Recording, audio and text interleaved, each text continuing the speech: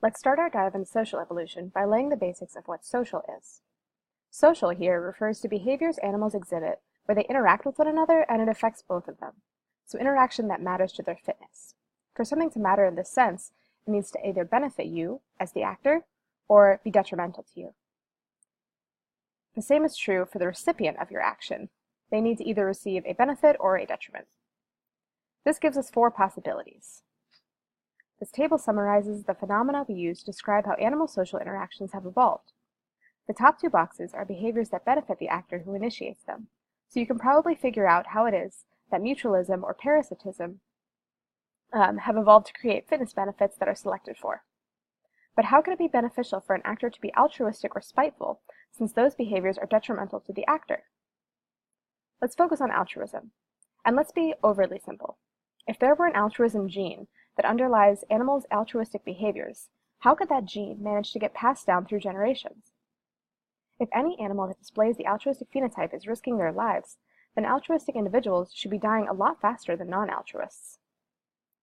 One explanation for altruism is rooted in those genes that control behavior, and the fact that you share them with your relatives. But how much of your genes do you actually share? Well, here is you. You're a scholar. Now we know that you're made out of your biological parents. You share 50% of your genes with your biological father, and 50% with your biological mother. Your sister does too. But of course, you two didn't necessarily get exactly the same 50% chunks of genetic material from each parent. So now we're venturing into the land of probability.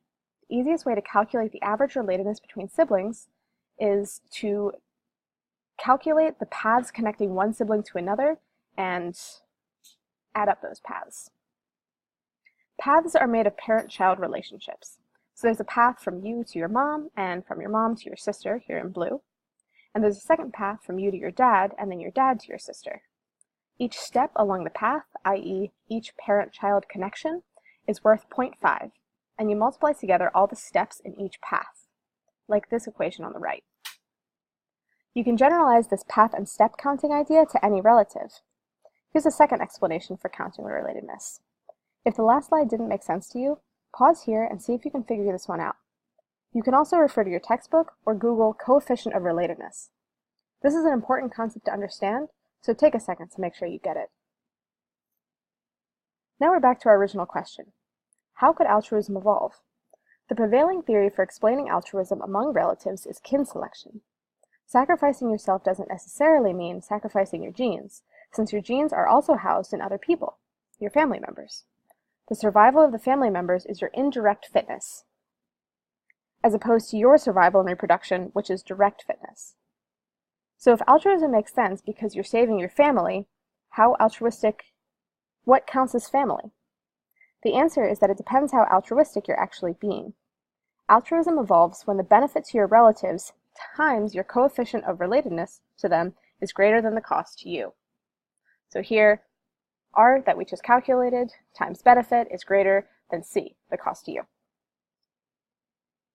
The biologist J.B.S. Haldane joked that he would lay down his life for 2 brothers or 8 cousins.